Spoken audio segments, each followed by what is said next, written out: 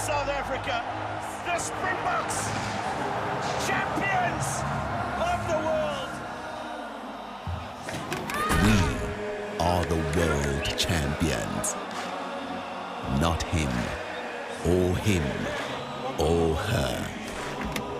Not some of us here, or there. Not them. We are the world champions. All of us connected. Indeed, a cup of gold at the end of the South African rainbow. It's go time, Bokke. It's go time, Zanzi.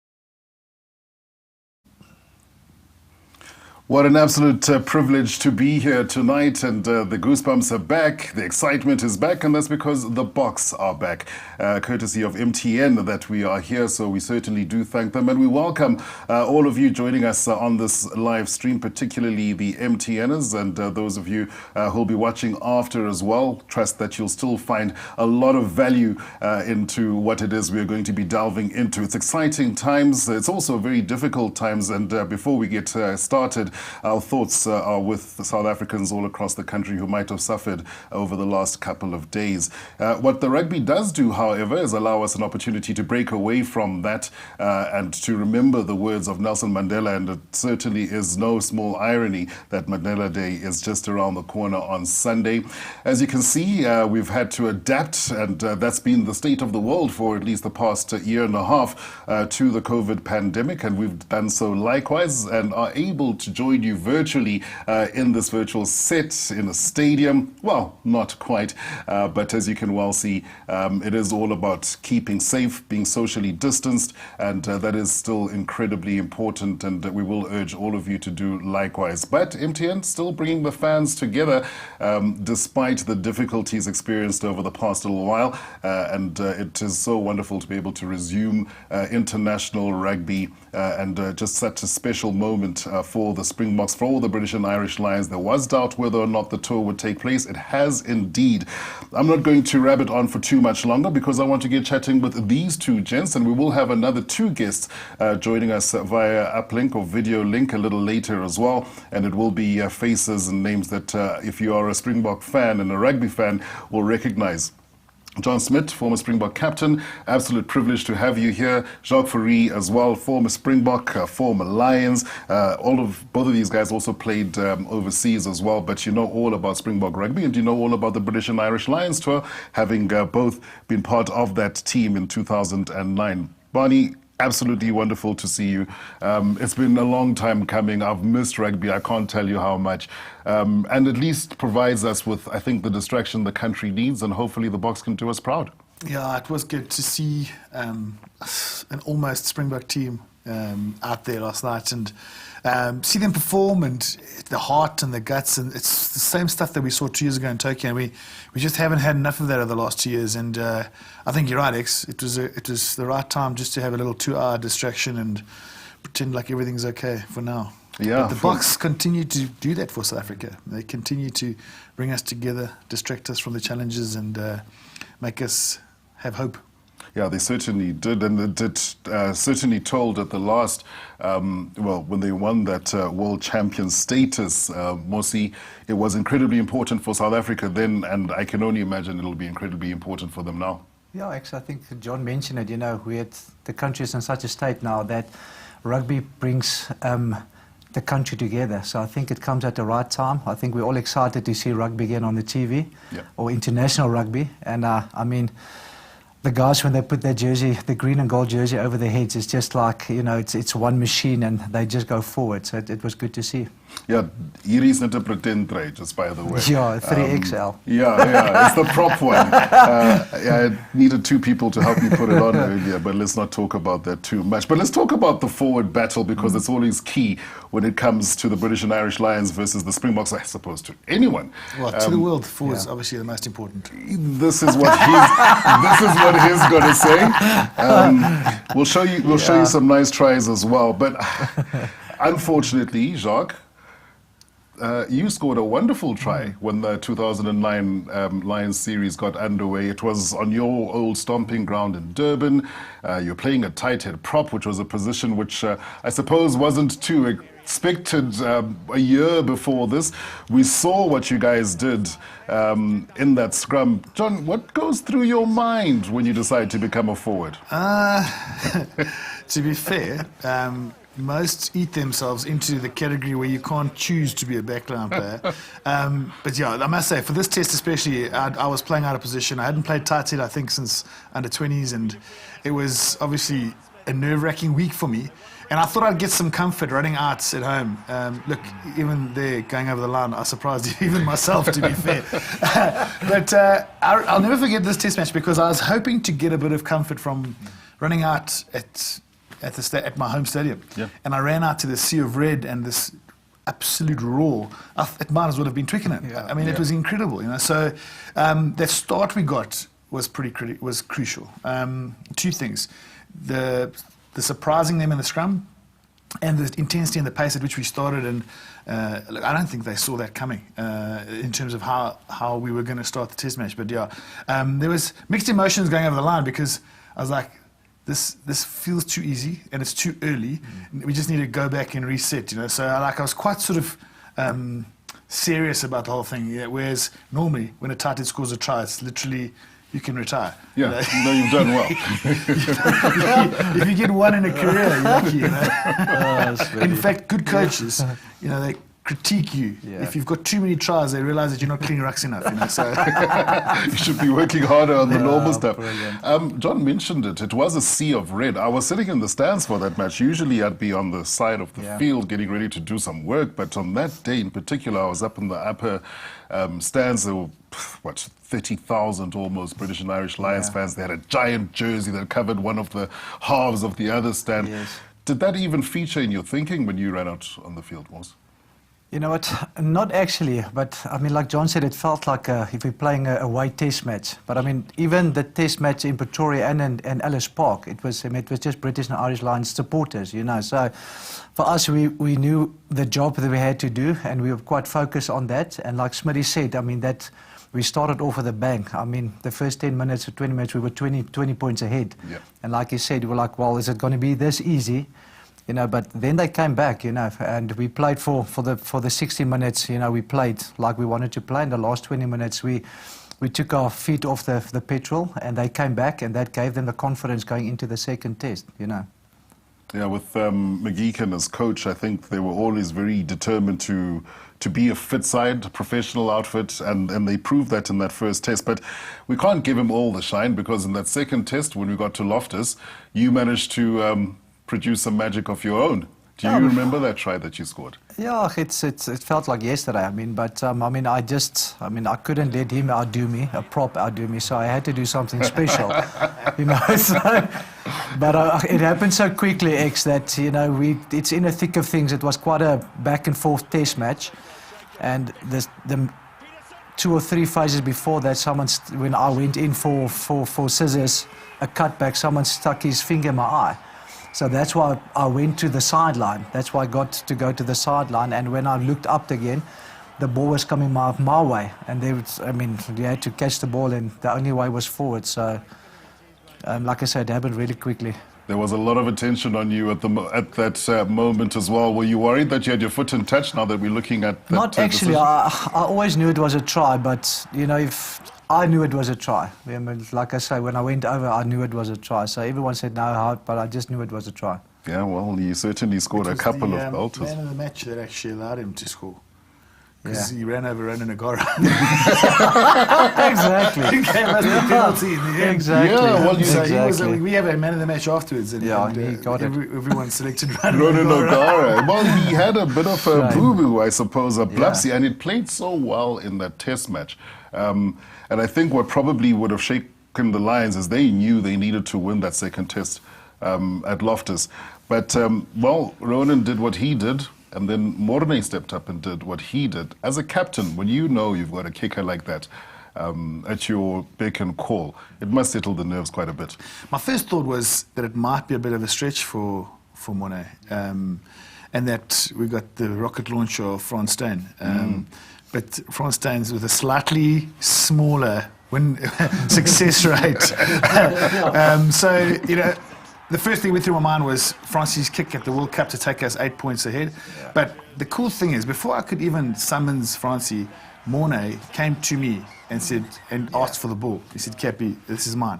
And his home field, I promise you, I was terrified, you know, for him. But he looked super chill. And I mean, Morsi, you know, I mean, he's the calmest guy under pressure I've ever come across, you know. I mean, you can see even when he stepped up for that, like you say, Cappy, he just with confidence said, it's, you know, I'll take it, you know, and it's his home ground. I mean, which better place to do it at Loftus, you know. Home ground and at altitude, and you played in Joburg for so many years. Yes. It makes a big difference. A lot of people who are watching now always hear people talk about that, oh, you're playing at altitude or whatever. Is that something that teams actually really can take advantage of? Yeah, it does. I mean, if you look at how the guys kick the ball up in Joburg, you know, you kick it, I mean, 20, 30 meters further, I think, you know, so, and I mean, that kick, that Mornay kick there, I mean, if you see how far that ball went over the post, I mean, we could probably kicked it from our own 10 meters, you know, so, and Francis Steyn would probably put it on our 22 and kick it over, you know. It's also that burn. I mean, I know you live in the Highveld. Yeah. When we came down from Durban, that first 20 minutes, there's this beautiful taste of blood. You've got to fight through it. Yeah. It's not like it, you know. Yeah. And that, I think, if all three of these tests happen in Cape Town,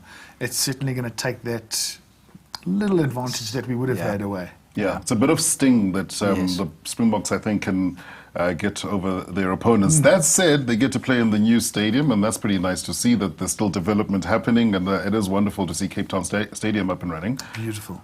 Absolutely beautiful stadium. They were, I think last night made them realise they might have to do a little bit with the grass before the first test. From a scrum point of view, both teams were struggling with traction. And then we saw a lot of the backline slipping when they wanted to step, other than Cheslin. He doesn't make any mistakes. He's too low on the only the ground. Oaks that he's stepping slips. So, no, look, it's beautiful. It's just so sad to see it empty. It is. It is such a pity. And this is why I have to ask, at least maybe delve a little into what it meant to win that series, to see those fans, to hear those voices in the stadiums and the stands. For most of us, we can only dream what it's like to run out on a field in front of so many people. But to actually run out on a field during a British and Irish Lions series and play in one of the test matches, let alone all three, that must be something so special in a rugby player's life. How highly does it rank in your list of achievements? Yeah, everyone asks it, but I think, and Smit will also agree, I mean, I think after the World Cup, that's probably second to the World Cup for me, personally, you know. So that whole series was special, you know, and it's actually sad that there can't be crowds at the test with this British and Irish Lions series, because it makes it special, you know, running out in front of 40, 50,000 spectators screaming their lungs out at you and for the opponents is something special. And then after Mornay kicked that winning penalty for us to win the series was, I mean, that roar after that was amazing. And John, I mean, you guys were writing the record, because in 1997 it hadn't gone according to plan. A really good Springbok side. You know, Gary Teichmann led them out. You know, there were some really key names in there. Yanni du Plessis, Mark Andrews are some of the names that come to mind. And you got to meet them, I think it was before the Durban test, before the first test, where each of the previous players got to hand over a jersey to the current crop. How important was it to rectify that record? I think that evening where they came to sort of hand it over, you could see within Gary and the guys that had played in that series that there's a huge amount of, I guess, irreparable damage and baggage that they were carrying for 12 years, because you only get one chance. You know, most players, unless your surname is Steyn, only get one chance of playing in a series against the Lions. And it actually hit home that night, that was the week in Durban just before the first test, and you could see how big an issue it was and how bad these guys felt that they never had a chance to resurrect that, and they could desperately were, like, the message from all of them was you need to fix this for us to be able to move on, you know. And that's when you realise, you know, World Cup, it's number one, because we were fortunate enough to win it, Mosi. But you know, I played in 3. You know, so some guys play in 5. You know, you've got a chance or 2 of a World Cup if you've got a long enough career. But a Lions series, it's once in a lifetime, unless, of course, your surname is Steyn. Yeah, well, exactly. And old Morne is going to get an opportunity to try and make it 2 wins. I've got to ask you about this upcoming tour, and it's a bit of an unfair question, gentlemen, because it's so difficult to gauge where the teams are at. Yes, we saw a bit of action last night. We'll talk a little bit about that match a little later. But how do you see it panning out? And like I say, very difficult to gauge, purely because we haven't seen the Boks since 2019. I think me and Smitty actually talked about it before this. I mean, actually, when those guys get together and they pull that jersey over there, it's a different animal. You know, I think most of them haven't even played international rugby since the World Cup.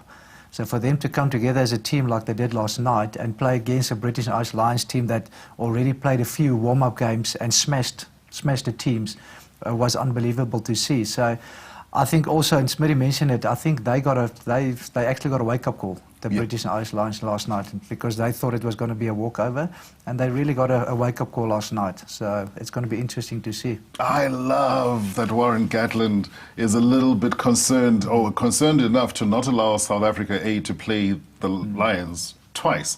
And he's got every right. I mean, obviously there's a tour schedule. It was set out years in advance, never mind months. But do you think there's a little bit of trepidation there?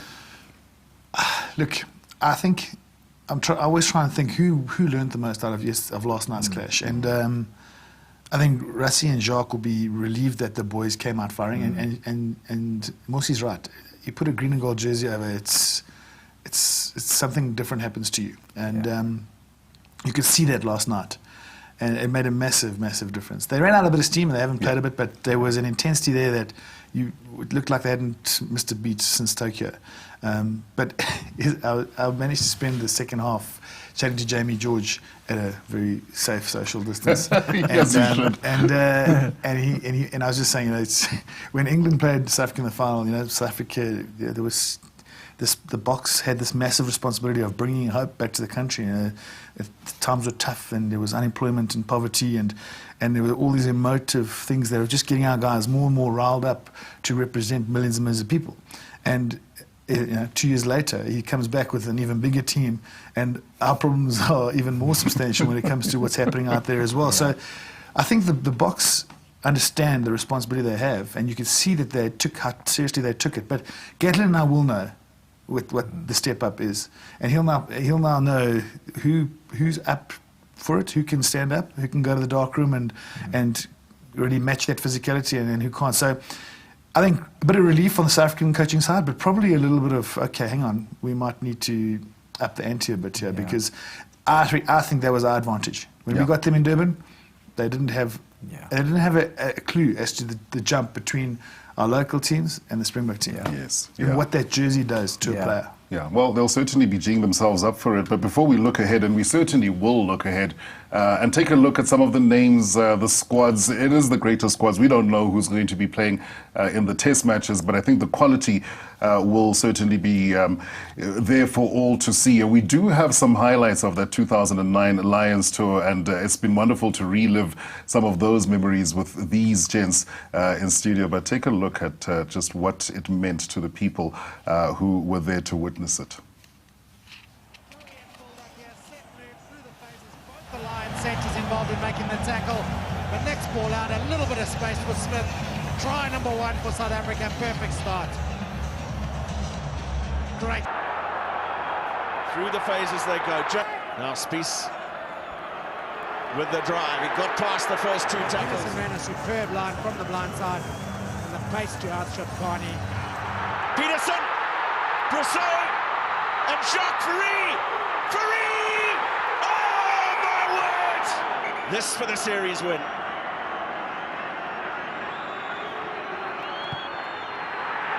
It's got the distance.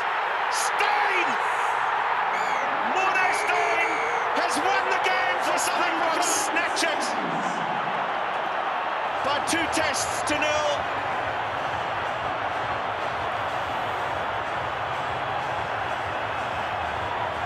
Just quite extraordinary scene. Oh, I can't wait until we can go back to the stadium, have them full again, and see those flags waving, and just thousands of people gathered in unison. I think hopefully we're only a couple of months away from that, if things, God willing, go according to plan. So let's hope that it'll happen sometime soon. I'm also going to look ahead and talk about this from a coaching perspective. It was wonderful to see JP Pietersen there, who is going to be joining us. But obviously the coaches have been absolutely key in the past. You guys were led by Peter de Villiers. He had a very able team, Gary Gold and Dick Muir, his assistant coaches, but a wonderful set of characters besides the technical know-how. I think, and you will be still in contact with those guys purely because they're such amazing people. Yeah, we always discuss the success or failure of a coach, and invariably there are a couple of factors. I mean, it's a tough job, you know, especially in this country. Everyone watches every move. You're either hero or you are villain number one. And I think that we got a group of coaches led by Peter de Villiers that were the right type of characters for the kind of group we were. And by that stage, and Mosi can maybe jump in here, but we'd come from nowhere, from 03, where we were sort of all selected by Rudolph, but too young to be able to do anything there yet.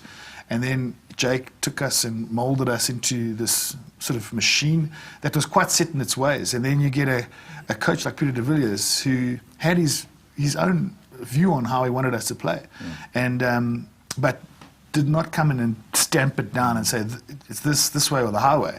He took this squad and he got the best out of them, and I think there's many other coaches that would have got it wrong. They would have tried to stamp the authority over an experienced squad, and there would have been a lot of change. And Peter, Gary, Dick, the entire management staff treated us like adults. You know, it was, I think, one of the best 4-year periods we'd had as a group, because we were able to enjoy it. We'd matured together, we'd grown up together, and now we had this ability to win and use our experience with a group of coaches that allowed us to do that. Yeah, I think over the last 16, 17, 18 years, I've watched coaches come and go. The one thing that always does go, though, as we join Gary Gold, is the hair, Gary, and it's absolutely wonderful to have him join us. I'm just kidding, Gigi, but it was an absolutely wonderful team. It was wonderful to be able to witness you guys in action and what you meant to the boys, and so many stories now starting to come. I've got to ask you first things first about the build-up to that Lions series, and as John mentions, very strong group, a lot of leaders in that team, a couple of provincial leaders in that group, and you guys had to come and sort of steady the ship and sort of guide these incredibly strong personalities. How difficult or easy was that in your estimation? And good evening. Hi, X. Good to see you guys again. John and Mosi, good to see you. No, it was certainly a challenge. I mean, we definitely made some mistakes in 2008 in the build-up. There's no question of a doubt about that. While we were trying to find our feet, it was quite intimidating. I mean, you know, the truth must be told, it's quite intimidating to take over a World Cup squad when, as you've just mentioned, X, you've got 6 or 7 Super Rugby captains in that squad, let alone a World Cup winning captain as well. So, but that's the part that I think John was referring to, is that I think Pete doesn't get enough credit for actually, he didn't walk into the squad and say we're going to do it my way or the highway, and because I think he would have lost the players, you know. In Dickie, you had a guy who had taken a Super Rugby team to a Super Rugby final, had worked with a lot of the guys, particularly the Sharks guys, and obviously an ex-Springbok himself, and he was a massive help to Dick from that point of view. But it became evident, you know, in a very short space of time, and thanks to the leadership of Peter, is that, you know, we needed to rely on the senior players, and you know, sat down in the room with them on many occasions. I'm not sure if I should or shouldn't say this, but, you know, actually spoke to them about selection issues and asked opinions on selection issues and about training, and, you know, sometimes didn't agree, sometimes did agree, but I think by and large it ended up becoming a very healthy relationship, you know, where I think there were times, I remember clearly there were times where the coaching staff or Peter would say, you know, we've taken what you've said on board, we don't necessarily agree, but by and large, you know, the players know what they're doing. You know, they're highly experienced players, they're World Cup winners. Super Rugby winners in there, provincial successful players, world-class players like Jaque, and the other ones who maybe had not captained their team. And, you know, it was a perfect recipe, and it literally needed somebody who could just stir the pot perfectly, which was what Peter did. So initially it was a little bit of a difficult journey for us, and as I say, I probably feel we were a little intimidated in the beginning. But I think once we got into the groove of understanding the players and them understanding us and having a common ground, I think I would like to hope that there was a common respect, and certainly there was a respect towards the senior players in terms of what their opinions were. And you know, then next it was a situation of, well, you guys have got an opinion. If you've got an opinion and that's how you think it should be, then you've got to go and produce on the day, because your responsibility is to produce for the nation. And they did. To be fair, they did. And, you know, as soon as that cycle started to build and the players started to continue to produce on the field as they did, not only towards the end of the 2008 year, but certainly during that entire 2009 year, well, then it was a very healthy marriage from a coaching staff and from a senior player's point of view.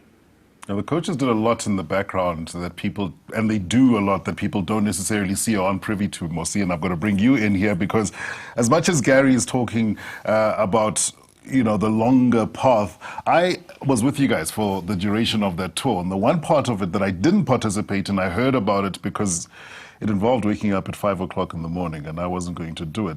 These guys, the coaches, got you out deep into the sea, and next thing you know, you're diving with sharks. What was that all about? That was quite a fun experience, you know, coming from Joburg. You know, I've never done shark. I mean, it's tiger shark diving. You know, so they woke us up early and they said, "Come, boys, we're going to go. We're getting onto rubber ducks." Yeah. I was about to say, it doesn't matter which kind of shark. Yeah, any shark. But I'm not scared of it in any way. So we all got into these big rubber ducks. And I remember, I think on our boat was, we had Renee, that was our physio. We had Andries Bokke, we had Ricky January.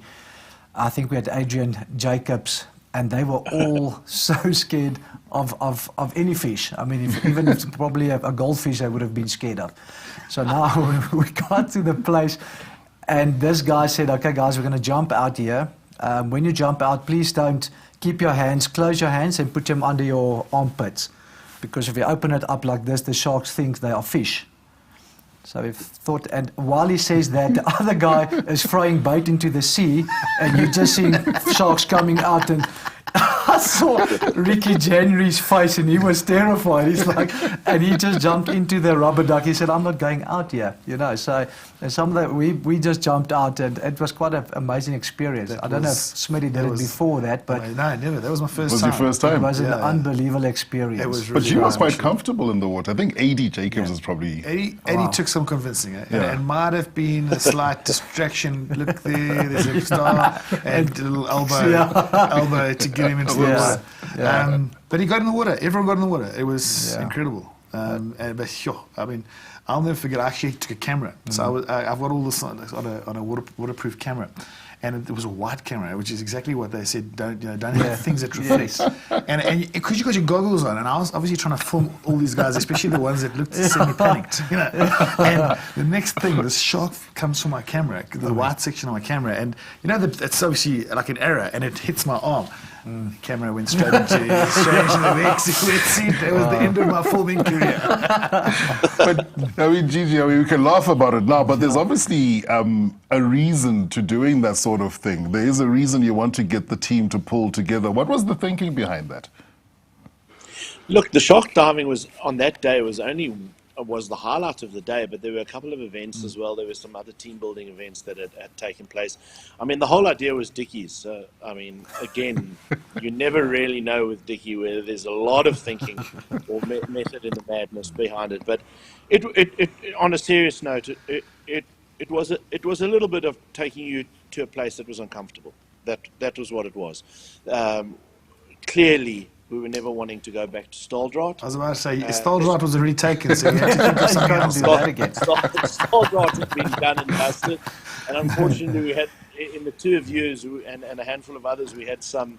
I don't think we would have got Staldraat through with you two and Bucky, who had all been on Staldraat as well. So that was never going to be a worker. So I mean, the big thing as well that was really critical. And it sounds ridiculous, but I mean, even in today's day and age, I mean, I've been doing this for 20 years now, and I've only had to rethink this whole thing now, and that is that guys play rugby because they enjoy it.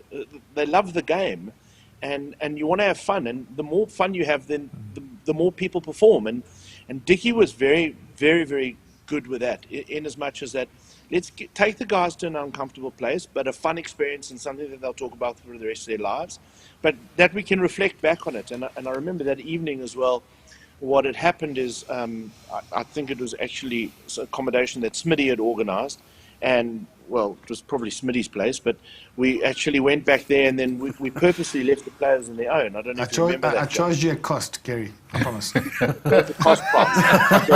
We got a deal out of you, I must say. We did at a good price. But the point was that, you know, after that day's experience, whatever we had done, and there were some fun things that happened on the beach as well. There were like some incredible things like cannonball shooting and all that kind of stuff. But obviously after going out with the Sharks and having that experience and the diversity of our group as well, and as Jaque and John have said, like, you know, I mean, you talk about Ricky and 80, but I mean, Pete was absolutely petrified. There was no way he wanted to go to the water, and how could he not? I mean, he had endorsed this whole thing. So, and then what we did is we let the guys have a braai that evening, and we just left them to their own devices.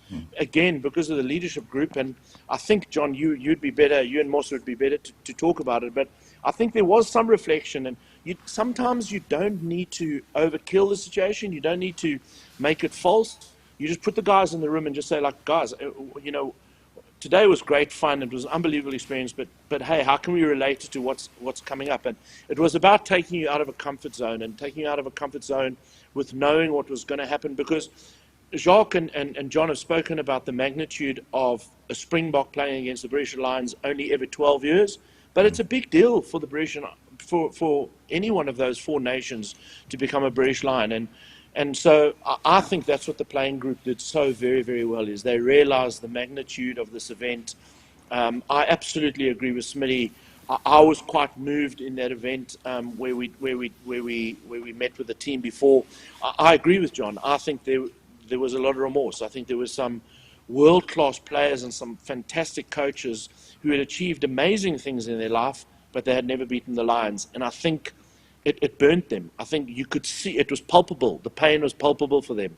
And I think that was the first thing that, certainly I'm not a player, but I mean, I saw it in the eyes of our players. You know, you don't want to go through this opportunity and miss it, because it's not going to come by again. And then coupled with that Shark experience, I think the guys just realized that, hey, you know, we can do uncomfortable. You know, we've been taken to an uncomfortable place. We've been asked to do things that is not part of the everyday norm, and that very well may come, you know, during the 80 minutes against the British and Irish Lions. And I think, you know, that was a big factor as to why we were not only able to bring that intensity and have the start we did in the first test, but I think also show that incredible resilience in the second test, when not only did we lose Skulk, but we obviously went behind quite substantially on the scoreboard, and we just showed huge resilience to be able to come back in the second half.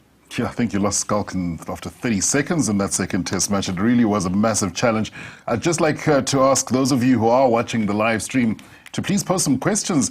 And I see there are a couple of questions that touch on yesterday's match and what you think about the test series. We'll still get there.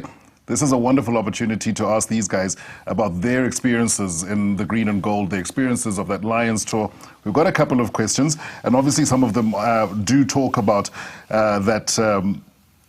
the match from last night, and I'll take one of them for now. Sivile Simandla asking, considering how the British and Irish Lions team played yesterday, which weaknesses do the guys think the SAA team exposed, and how the Boks could take advantage of those? What did you see there, opportunity-wise? We'll see if you were doing your video analysis before taking them on. I think the try that Lucanio scored, you know, I think their counter-attack defence was pretty weak. I think they need to do a lot of work on that. Other than that, like I say, it was a physical test match. As Smit also mentioned, now the big hits early on with Eben and with Peter Steff, you know, and that's going to be the same in the first test match. It's got to be physical in the first test match. So it's going to be you know, just last night, I think they felt each other out the first bit, and you know, it's going to be a tough test match, the first test match, just like last night. You know, it's going to be tough. Belinda, I see your question, and I'm actually going to save it for later when we try and break down that match a little bit more. But thank you for your comments as well. A lot of them talking about what you guys think is going to happen. We'll still get there. Kabelo, I appreciate your go, Bokke. And Nombuso also the same. Somebody say, Belinda saying, really happy that Gatland is so salty. Finds it hilarious. Bongani asked the question.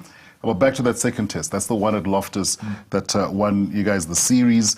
And he says, we went into halftime on the back foot only to come back strong and win the match. What was said in the change room? I think this is what a lot of people want to know. And after you answer, John, I'm going to ask Gary to jump on. Should we test Morsi and see if he was listening? Yeah. Did you even listen? I actually had the question before this also interviewed someone. I couldn't remember. Because I was on the bench, you know, we had other stuff that we're doing. And, yeah, you weren't part of the problem. You're going to be part of the solution. Exactly. You know, so somebody asked me, because I'm a chill guy, so I come into the change room and I'm the first to just listen, guys, chill, relax. You know, it's just rest a bit. We'll talk about the problems now, or just forget about it. You know, second half is on its way. So I actually can't remember what was said. The trouble is, we wanted to... We knew that they'd gotten some confidence out of how they finished the first test in Durban. Yeah, and so they finished really strong. We really wanted it. The whole week was about quick pace, intensity, play fast, rattle them again, and get in early. You know, and so everything was about speed of play and how fast we get through phases. And then, obviously, Skulk's hand accidentally flew into someone's eye, which then took us into the exact opposite of what we'd prepared for. So now it's walk to the line out, walk everywhere, slow the game down. Then we got into, that was like a cancer that came through us in that first 40. We just couldn't get back, so we couldn't restart. And that gave them 10 minutes of, they were all over us. I promise you, it was like a boat with holes and trying to put your hand, you know, and purely because we couldn't get ourselves out of that mindset. So half-time, and Gary can jump in here as well, but for me it was all about resetting, wake up, got to start this test, we've got to turn it into a 40-minute test and get back there, because if we don't reset and start trying to play the way we prepared the week, we're not going to get the results. So sometimes these talks work and sometimes they don't, but that particular weekend it worked. Yeah, Gary, I mean, the game moves and changes so quickly. It's quite fluid. And 08, 09, possession was all the rage. It was make sure you keep your hands on the ball, don't let them into your half. I remember there was quite a bit of focus on that. Was there concern from a coach's perspective when you got into the change room at halftime? I think we were worried. I mean, it was 16-9, I believe, and but the start was quite horrendous, as we already spoke about. I mean, I think it was 16-3 for quite a while, and then we got a couple of penalties. I can't actually even remember, but the scoreline wasn't so much the problem. It was just exactly what Smitty said now, is that, you know, we sort of didn't fire a shot in the first half, you know, and it was a bit of a concern for us. Yeah, I mean, it was a big focus point, as John said, not only on the technical and tactical aspects of it, but it was a big focus point to get that series done and dusted, out of the way. We just thought that, you know, you didn't want to go into a scrap against these guys in the third test for whatever reason. And you know, we wanted to play the percentage play, and, you know, that's actually what undid them in 97 as well, you know, is getting into, you know, a scrap with these guys. And we didn't want to get into that. And we'd felt that we were confident enough after the first test. In fact, I mean, John and them are very kind to say, but in fact, we made some mistakes from a coaching point of view. We made substitutions in the first test far too early. Otherwise, I think we could have really belted them. I mean, I really thought that we could have given the British and Irish Lions a real hiding. I mean, we got into such a resounding lead. Our pack was so dominant. I mean, we really could have nailed that coffin shut, and I think we were a little bit to blame to let them off the hook. So the focus in the second test was, you know, as John has just alluded to, you know, let's get this done and dusted. And then at 40 minutes, you know, we were behind the black ball. So I remember distinctly there, actually, I remember I asked Victor one or two questions about the line-out, and we had a conversation about that, some stuff that we cleared up. And then it just wasn't appropriate to talk. You know, John spoke a little bit, and I remember he said something along the line. I remember he actually spoke in Afrikaans, and he said something along the lines of, that wasn't the start we wanted. Get a breather, because we're going to have some harsh words in a few minutes. And then everyone was quiet. And we had a bit of a breather, and then I do remember, I think Smitty let go a little bit, and he just said, guys, this is not at all. Pete also said one or two things as well along the same lines, but John had said, listen, this is not at all what we said. This is not at all how we said we were going to start the game. And while the eyes were wide open, and the guys really stuck to task and came out in the second half, and we obviously had a fantastic second half, and then bringing guys like Mossy off the bench and the impact that they made was magnificent. But started with Brian's try off the left-hand scrum, and what a great execution that was. And if you remember as well, at that stage they'd gone to uncontested scrums because they had literally run out of props at that stage. So it also gave us a pretty decent platform to be able to attack off. But we got to 25 all, and then the boys have already spoken about it, and then Ronan gave us the Man of the Match award to take that dude out, but to take Fourie out, and and then obviously up to Mornay. But it was strong words at halftime. We were a little bit nervous. We were quite shocked at that stage.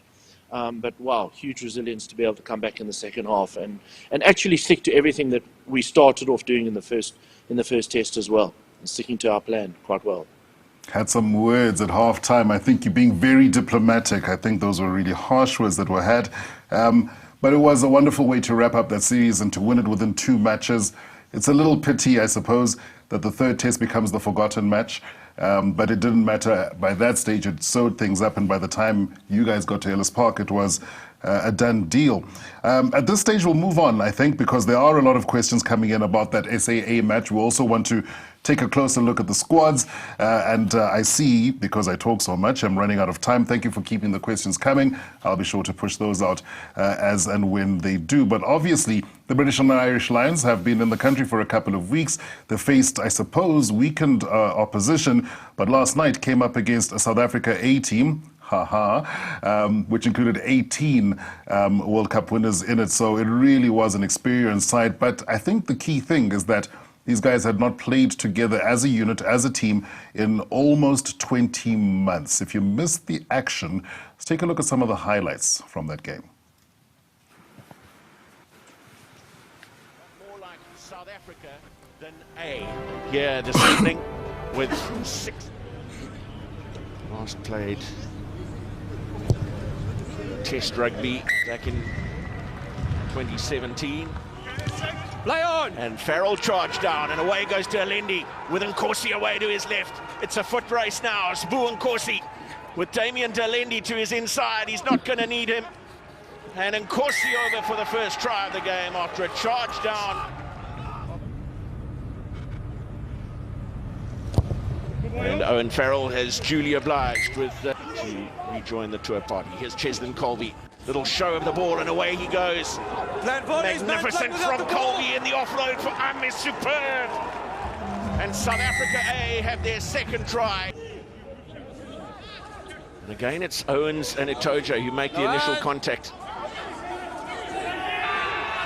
And finally, in front, a kick of some 40 meters to reduce the deficit to 4. He loved it immediately. Another huge effort, and de Klerk's pass rolls along the ground and hacked into touch by Damian. Right, well, they again managed to claw their way back, as the Lions tend to do, and you mentioned it in that 2009 tour, especially the first test.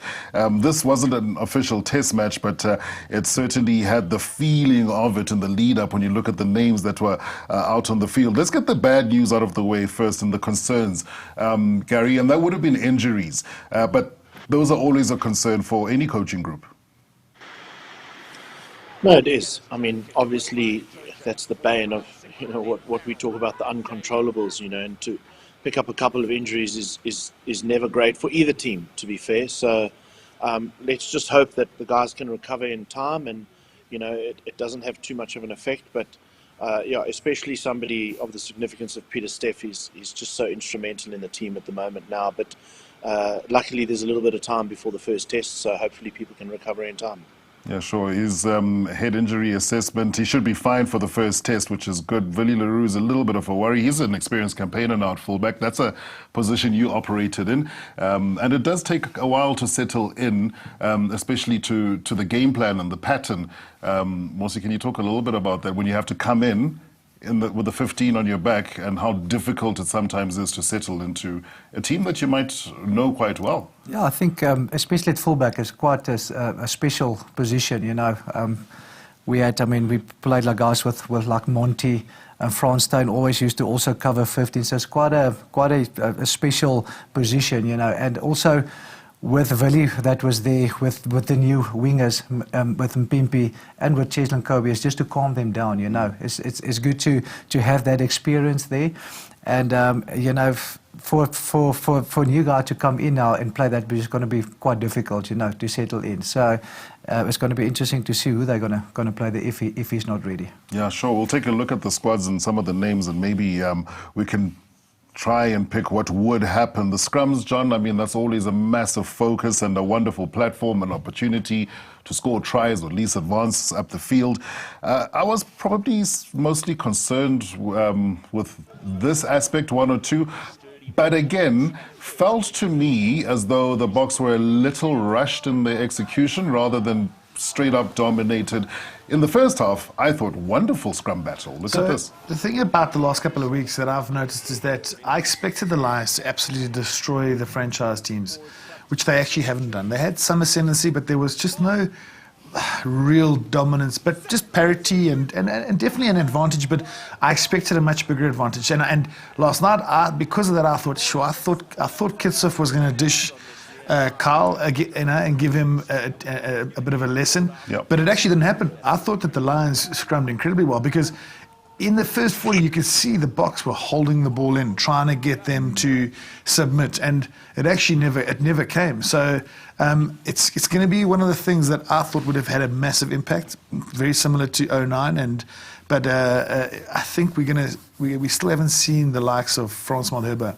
Yeah. Unleashed, and we still don't know which Lucid they're going to go with. I think we all know Tag's going to play tight head for the Lions, but it really depends on which hooker and Lucid they choose, and just what kind of influence France has when he comes into the starting lineup. So last night for me, I think the British Irish Lions, without doubt, didn't stand back in the scrum, and it was something that I thought the Boks would get, SAA, would get ascendancy with, but they held tight.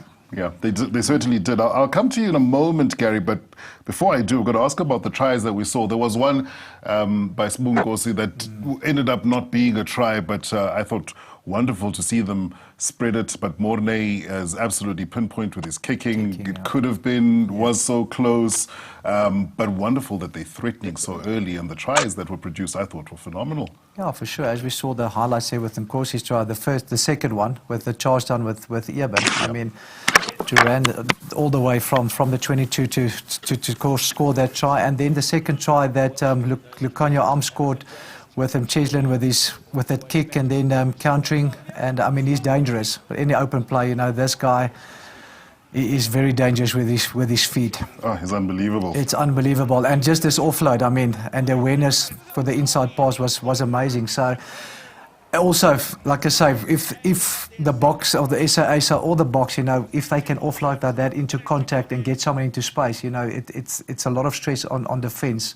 If they can do that, it's going to be dangerous. Gary, there were 2 yellow cards at the end of the first half, and it was almost immediately after each other. And that's always difficult for any team to contend with. Well, 1 is difficult enough. 2 is incredibly difficult. And I think we can't really undermine just what it means that they held on for a win, having been down to 13 men. How do you plan for yellow cards?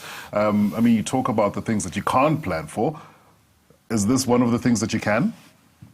Yeah, well, I mean, it's become unfortunate that you do have to plan for it just because of the way the game has gone at the moment now. I mean, you plan your substitutions, you plan every single scenario for every single player that's going to leave the field. Unfortunately, now it's had to become a bit of a science in terms of who you're planning for. Should you get a yellow card to 1, 2, 3, 4? Who are you going to move? Are you going to move somebody onto the scrum? Are you going to take a winger off? What are you going to do? I mean, is your scrum critically important? Whatever the case may be, a 9 and a hooker start becoming really big problematic areas. Hooker not so much, because at scrum time you are able to replace him, but a 9 becomes a real problem when he's off the field. But it's crazy to think the amount of time during a test week you spend on the scenarios of yellow cards and red cards, unfortunately, but that's the sign of the times that we've got at the moment now. But it's not going to take away the fact that it's 15 guys against 13 guys in the field, and that asks tremendous questions. And it's really interesting at the moment as well now to analyze how teams play against teams that are down in numbers, So, there's a lot of analysis out there at the moment now about how teams are playing, and how some teams are getting it right and how some teams are really getting it wrong, So it's a sad state of affairs, but it has also become a science at the moment now. But wow, for the Springboks to have held on was really, well, the SAA team last night was really gritty, especially when you go down to 13 men. But either side of halftime doesn't make it any easier either. So that was an unbelievably challenging situation. But knowing Rassie the way I do, he's probably quite happy that he's had that scenario, because defended 13 against 15 and come out pretty much unscathed was not a bad effort last night. Here's a question from Zuko, and do keep the questions coming. There's some wonderful ones, and I'll try and sum up some of them so that I get through as many as possible. Zuko saying, nervously optimistic after last night's SAA game. However, the second half, not quite what we've come to expect from the Boks. Is there an issue with match fitness? We touched on it a little earlier, but I think just for the benefit of everybody listening, I think these guys have been in a hotel room for the most part, or at least for the better part of 10 days. They've been doing exercises in their room, online, in front of their computers and laptops, but you haven't been on the field having a hit out, having those physical sessions, and you do need that match sharpness. And of course, there's match fitness, which people love to talk about. It's a great question, because it's exactly what happened in the second half, and Gigi spoke about it, but there's two things. Those 2 yellow cards couldn't have come at a better time for the Lions. It was literally one-way traffic. They were getting absolutely beaten up from an impact point of view. I'll call it the G factor, the G-force effect that the Springboks have on a game when it comes to the impact sections of the rucks and the mauls and the tackle. They're much higher than any other team out there in the world at the moment. And so you can see that the 2 yellow cards burnt a few extra matches. It took some energy out of them. And I think what got them through the end was, I guess, the old bomb squad. There's the fresh legs coming on, and Damien Willems all over the place. And there were just some really good substitutions that came on and facilitated that lack of game time. And I can tell you right now, this is one thing about this squad is they're not short of hard work. They are extremely well prepared, but they have had massive challenges. Yep. COVID and what it's done from them, isolating in their rooms, they would have had very limited time on the training field, let alone for fitness sessions. And game time is one thing. You can do as many fitness sessions as you want for an entire preseason. You need to feel those bumps. You need to get knocked down to the ground, get back up. That's an entirely different scenario. And I think that's exactly why they've asked the question, because it showed there was just a slight let off the petrol, because I think the tank was empty from a match environment point of view. Yeah, I think a couple of the questions do pretty much hinge on similar issues. I think Belinda also asks about the disruptions, COVID impacting on morale. In fact, I'll throw that to you, Gary. How do you keep the team moralized, happy? It must be very difficult. I can only imagine, particularly where we're at in South Africa at the present moment. But is that something that is fairly easy in a close-knit group to try and get them G'd up? Or is it a very difficult thing, given that, elite athletes are like a high-performance machine? You almost don't want to tweak too much. Yeah, it's difficult. It's taken the science of coaching to a new level now. This whole COVID situation. We were recently in a situation where we were locked in a hotel for 2 weeks, over the last 2 weeks. Not a very pleasant hotel. And I never saw the lobby of the hotel for 2 weeks, because We were literally only allowed on the floor of where our rooms were and our team room. It is difficult. It's very, very difficult. I'm not going to lie about that. Again, by the very same token, it's also a bit about perspective. So you're in that scenario, but I think that, you know, if the coaching staff and the management are pretty positive about things, if you try and make a part of your day quite lighthearted, if you are sensitive to the situation of what's going on, but you also keep a perspective of, but we're about to play rugby and we can still go out and we can train and we can, you know, run around in the fresh air. The perspective is an important thing, you know, and I felt that the players bought into the perspective really, really well. You know, these were players that have also been in lockdown in their various homes around the world, and that would have been the same situation here with the Springbok team that's in camp at the moment now. You know, many people around, you know, wherever they're based, whether they're playing in Japan or they were playing in France or Europe at the moment, or even any of the South African franchises, they would have been locked down in some way, shape or form, and that gave us all a perspective, you know. So, you know, are you upset that you're locked down in a hotel? It's not ideal, but,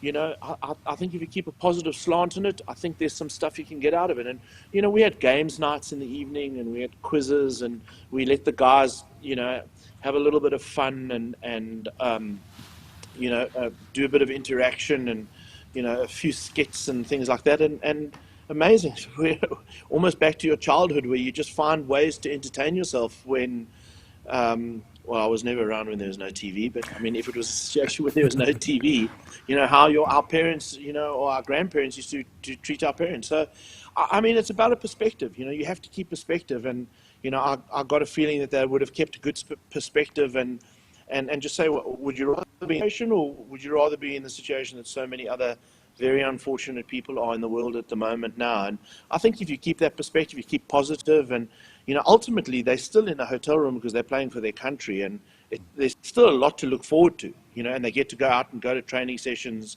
and stuff. So, but it is challenging, you know, and it challenges the coaching staff first and foremost. I mean, you can't be in a negative mindset because you know your players are going to follow you. So you have to be pretty positive and upbeat about it. But it's definitely strange times at the moment. There's no question of a doubt about that.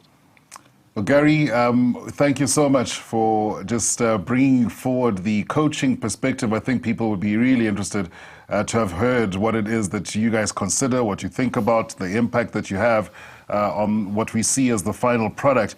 It's really been a pleasure to see you again, Gigi. Wish you all the best, and hopefully we'll catch up again soon. Thanks, guys. Appreciate it. Nice to see you all. Cheers, Gigi. Cheers, G-Dog. Cheers, guys. Yeah, I can tell you he is one of the gentlemen of the game. Is one of the nicest men you'll ever meet, but I'm sure can be a hard taskmaster. I don't know. I'll find out from these guys shortly. But we'll be joined by somebody else who was part of that 2009 Springbok team that beat the British and Irish Lions in 2 out of 3 test matches.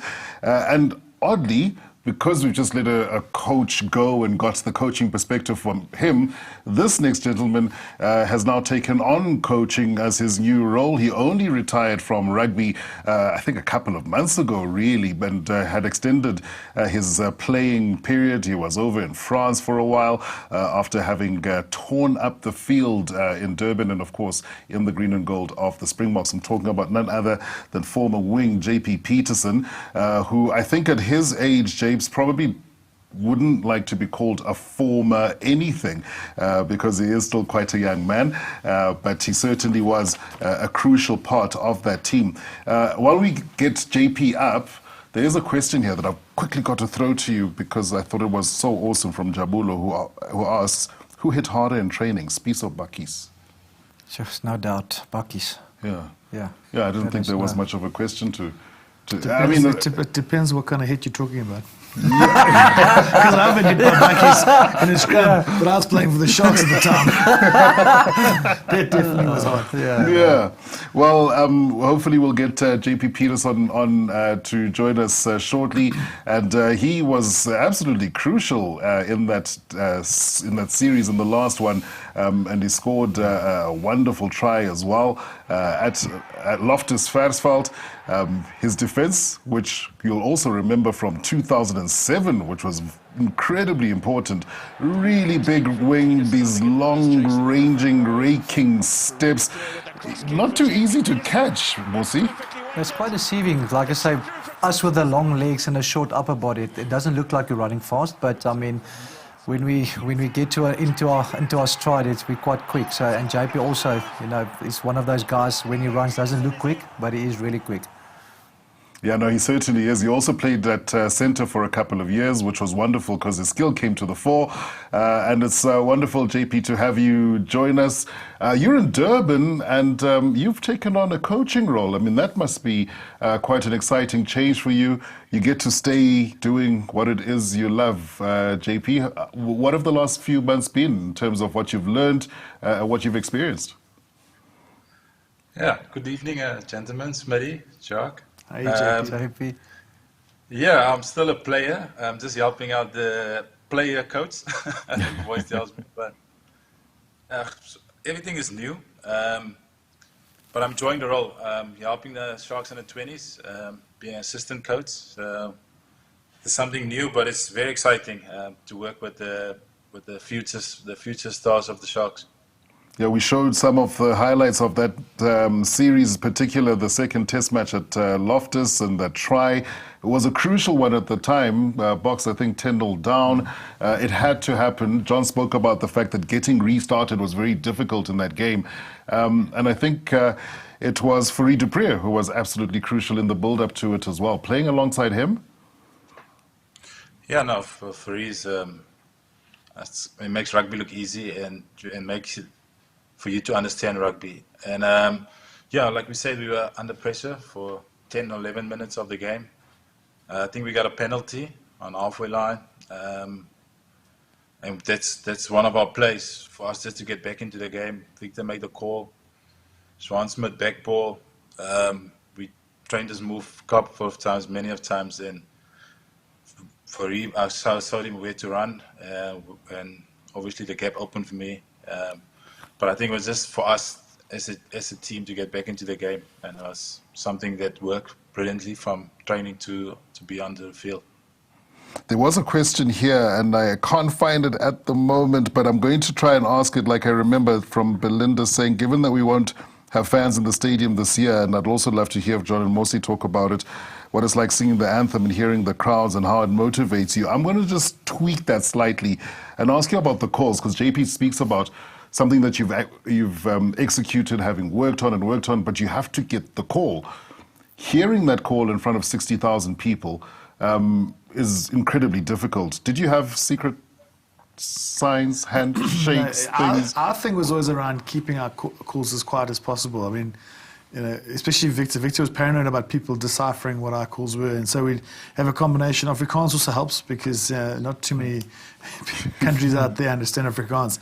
But not anymore. I think what would freak our team out if it was playing in this area is the fact that, you know, and you can see this from a line-out point of view, the message gets taken to the hooker. They don't shout the line out, which just delays it. But the difficulty for us would be around you know, keeping our calls a secret. Although I think in 4 years we had Optus, Black, Stormers, Sharks, and that was it. So I promise you, the simplest playbook, because I mean, look at these backs. They're not clever, actually. The forwards, we had lots of calls. These are 4 moves. It's a good thing I'm sitting between you. Yeah, but how often would you? How much time would you spend practicing a move, a set piece, as a team? During the week, we spend a lot of time on it, like JP mentioned. I mean, we've going into that test, and Smitty would also say that we always, when there was times that we did a lot of stuff wrong, we had only 2, I think we had 2 banker moves that we always used to go to. And that was one of our banker moves. If everything went wrong, we actually trained this move so many times at training that we can actually do it with our eyes closed. So that was probably one of the moves that we did. And it worked for us, you know. So always worked for us. In fact, JP, I think Brian's try was also very similar. Was it off a scrum or was it off a line out? Off a scrum. Off a scrum. It was off a but scrum, the move was also inside and fairly similar, and the wing coming in pretty close to the scrum off and support play. It was a very similar move. So what Mosi talks about paid dividends twice in that game. You guys must have been really happy that you could rely on that move. Yeah, and also rely on Danny himself for knocking out Brian O'Driscoll. And himself. And he knocked himself out. It's like sacrificing queen for queen in chess. Yeah, but James, that was an incredibly, now that you bring it up, physical match. And the Lions, you said it, John, lost a couple of forwards during the game, after the game. I remember the stat, oddly, 6 of the Lions players after that match in hospital. 6 of them. Do you remember how tough it was? To be honest, I'm a winger, so I can't remember how tough it was. Your jersey was clean. It was just good to watch, coming past me every time. A red jersey comes past me to the bench with some ice on his neck. So that's good to see. I must say, that was the toughest. I think Barney can talk more about that. No, it was colossal. Yeah, it was. I think the stakes were so high, and we needed a big 40. It was probably the most physical. That test and the Hamilton test for me were the two that required the most anti-inflammatories afterwards. Yeah, no, the Hamilton test was certainly memorable. It got the Boks the Rugby Championship, or the Tri-Nations, I think, at the time. Had it changed name? It was Tri-Nations. I think it was still Tri-Nations. 2009, Do you have a special moment or a highlight when you look back, JP, at 2009? Would it be that try, or would it be the moments that followed the try, how you guys managed to come together, and obviously eventually with that kick? Yeah, definitely. The moments what stands out is how we, as a team, we got back the second half at Loftus. It just shows the character of the whole squad, and how we build that whole team up with all the off-field activities, but how we got together as a unit, and that second half display of how the fight of us as a team were, but it's also that just shows you what it means to wear a Springbok jersey, and that's the attitude. You always go out, and they never give up attitude, and you fight for your last when you're representing a Springbok jersey, and then the brilliance of with Jaque try also, and then Morne staying for that kick. And the scrums. If you look back, I'm just getting goosebumps. It's something really special. Yeah, John is always going to credit the scrums to them. But coach now, but you got to talk about the scrums. It was not contested, the second one, JP, so that was why we got front foot ball.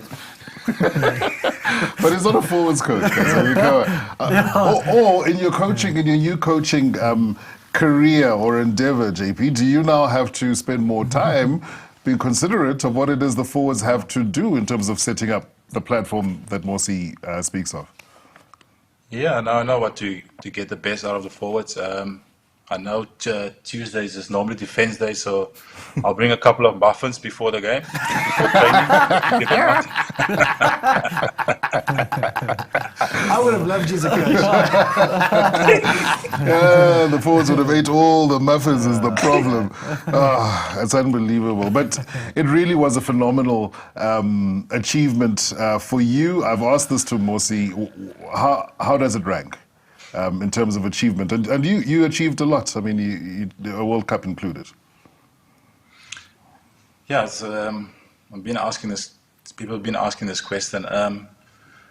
It's hard to answer, but to play every 12 years, British and Irish Lions team, that's something really special. As you look at some ex-Springboks and ex-players and ex-coaches that never actually had opportunity to, not just to play, but to win Lions series, and it's right up there as one of these special moments in my career. But why I say so special, because when I was, I think, 10 or 11 years old, I was still in school, and I went to Kutsenberg and saw the Lions arrive in 1997. So that's why it meant so special to me. I saw how they arrived and what they did to us as South Africans, and then 12 years later to win and to beat them, it was something really special.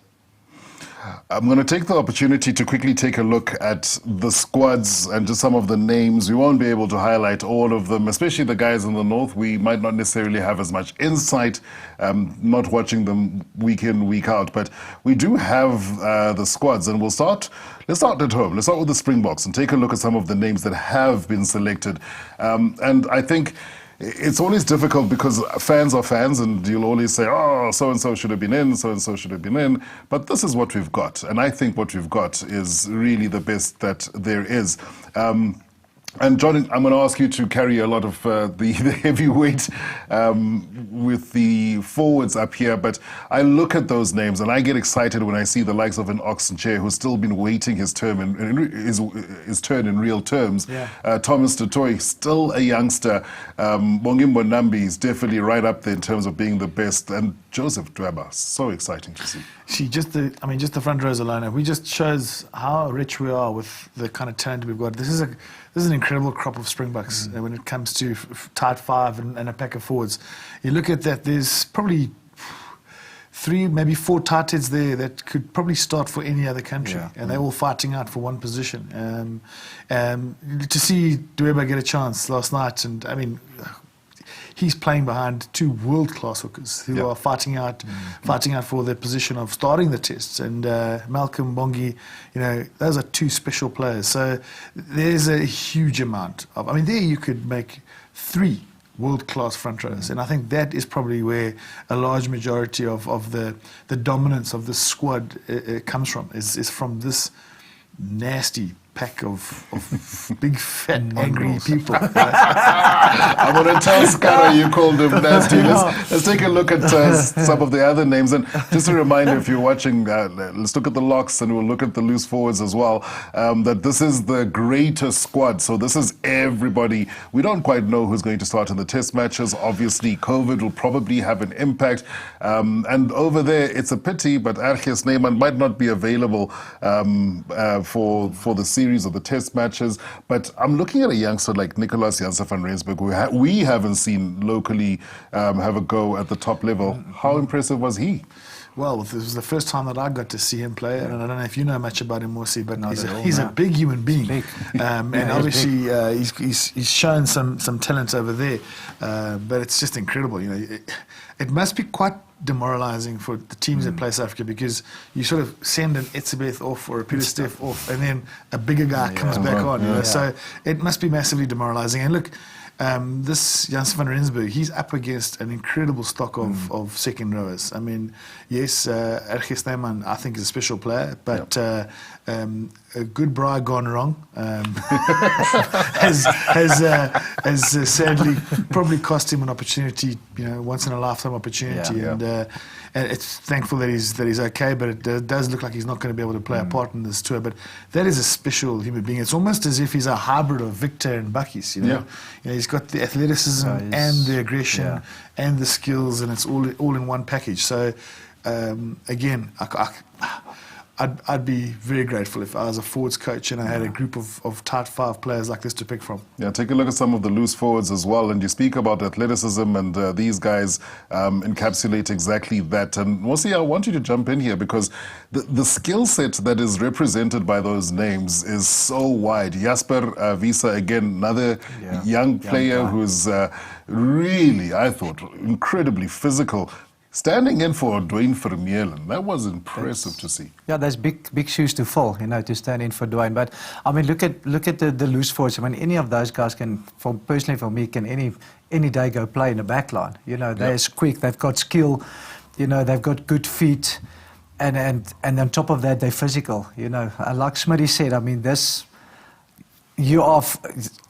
and Jaque is in a fortunate place to pick. I mean, out of these players, they can pick a massive pack. And that pack that they're going to pick, I mean, I would be scared of that pack. If I was a backline player standing, that guy coming for you, I would be scared, so... Yeah. Well, let's take a look amongst the backs very, very quickly. JP, I want you to jump in here because we've got a couple of World Cup winners in Faf de Klerk and Herschel, who was there, might not have played, but I'm excited about the guys that you would have come across. Sanele Nohamba, a youngster from the Sharks. I'm sure you've come across him a couple of times. So much being said about Damian Willemse over the last few years. What do you make of those names, in particular the newer names? Yeah, Sanele, exciting youngster. Yeah, it would be a great opportunity for him if just to get, I think just to be in the squad, it's massive for him. But he's got that energy, and if he can be on the bench and he can come on second half, he can give you quick ball, be on top of the team. He's also got X factor, and also surprisingly can kick for poles too. But what definitely caught my eye was Damian Willemse slotting in at 12 for the 2 games. He definitely not surprised me, but the way he took that position on is definitely like he can also, if whatever happens to Damian Willemse can definitely slot in at 12 and start at 12. That's a massive positive for us as a team. Yeah, JP, there was a question here from Jody who said, who would you have as the second number 10, Alton, Mornay, or Willemse, if anything were to happen to Andre? Well, we've seen Mornay go. We at least know what we have in Alton. And you played with Ella at the Lions? It's a little bit. He was a little bit younger. Him, a little bit younger. Your hair's grayer than I actually thought it was. Yeah, well, I am 38 already, so come on. You're a youngster. You're a lighty still. I'm still a lighty. But at number 10, I mean, I think it's a very difficult pick. It probably depends on what kind of game you want to go out for. Yeah, I think that you hit it there, the nail on the head there. It all depends what game you want to go for. We all know, I mean, Andre is a world-class player, and we all know, you know, what Elton can do and what he's done for the Lions, you know. So Damian is an exciting player, you know, and then you've got Mornay that's experienced, you know. He's kicking, he actually, and we are good friends, but he actually surprised me this last season how he's been playing. He's like a red wine. He just gets better and better. So amazing.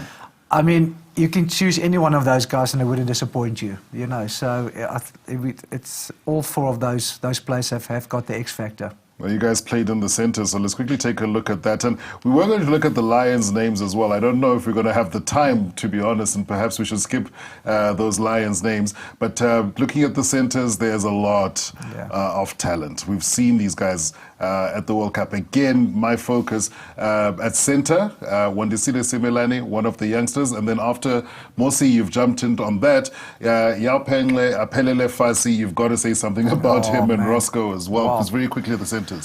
Yeah, the centre's world class. I mean, like Smitty said, with the front rows, any one of those guys can walk into an international team and be, you know, and will perform. So they've all went through good seasons, you know, with the previous games that they played. So, but I mean, there's exciting players. You know, Farsi. You've got Jesse Creel that's coming back now as well. It looks like he's also, you know, playing very well. Lukanya that's also, I mean, world-class player. So, the sad thing about what's happened with the games being called off is that all these peripheral guys that have shown would have got their chance last night. Yes. In a proper SA team. Yeah. And now, and obviously, and Jaque and Rozzy had to do what they did, but we're not. That's the one thing we're going to lose out on, is to actually see the potential of what these youngsters can do in an international shirt against a proper team. Yeah, JP, we're almost at the end now of our Fireside Chat. There are a couple of questions, but look, we will be back next week, same time. For the next 4 weeks, in fact, or next 3 weeks after this. So please make sure you do join us in case you still have questions that I didn't quite get to. There's a comment, JP. Happy birthday for Monday. We happen to share the same birthday. So she says, but does Belinda, she's a teeny bit older, so what does that make JP then?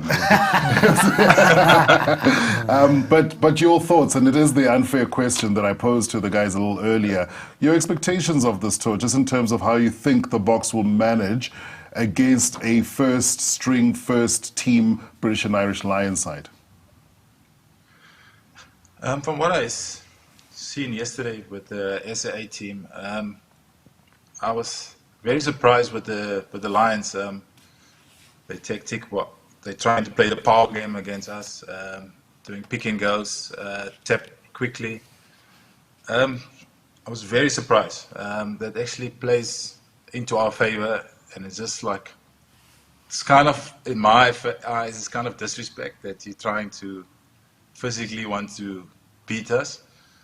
But what I saw from yesterday, that scramble defense and the guys understanding what to do on the field, that's maybe I'm biased, but I think Springbok's definitely gonna win the series. I hope you are right, and I think it's been really heartening to see how they went. I don't want to extend this any longer because I think we've overrun. I'll find out by how much when I leave, or if they don't let us leave. We'll probably in so much trouble. But it's been such a pleasure, such a privilege, and thanks yet again to MTN for bringing together for this fireside chat such wonderful names: Gary Gold, Jaque Fourie, John Smit, JP Pietersen, and there will be more legends as well for you to catch up with. So, gentlemen, and Gary in his absence, thanks, guys. It's really been wonderful to have this chat. Thanks for having us, X. Thanks, X. Cheers, JP. Cheers, Cheers, JP. bye-bye. Cheers, JP. Do keep safe. But before we completely wrap things up, I should mention one more push, and it's incredibly important at this time, a renewed drive to encourage the public not to give up now, and also crucial after what we've recently seen. And this in particular asking all of us to keep our masks on, to wash, to sanitize our hands, do all the things we're meant to do, maintaining physical distance from each other, until it's safe to no longer do so. It's so easy, I think, to get sucked into apathy when it comes to this. And in this way, we'll be able to get back to the old normal. We've seen highlights, visuals of what the old normal looks like. And I certainly want to be back at Stadia with 60,000, 80,000 fans cheering on the Springboks, waving those flags and getting the green and gold some go forward as the added or the extra man. We want to see that sooner rather than later.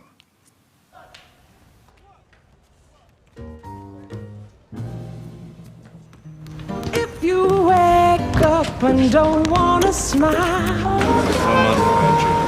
if it takes just a little while, open your eyes and just look at the day.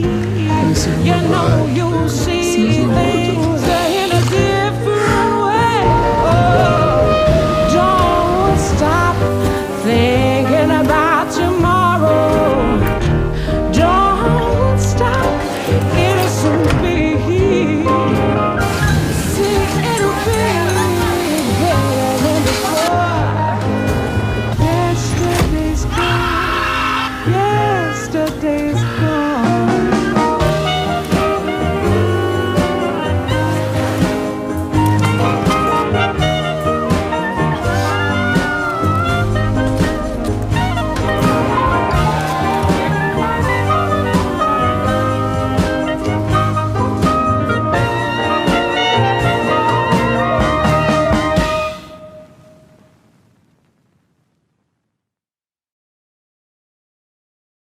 Everywhere you go, MTN.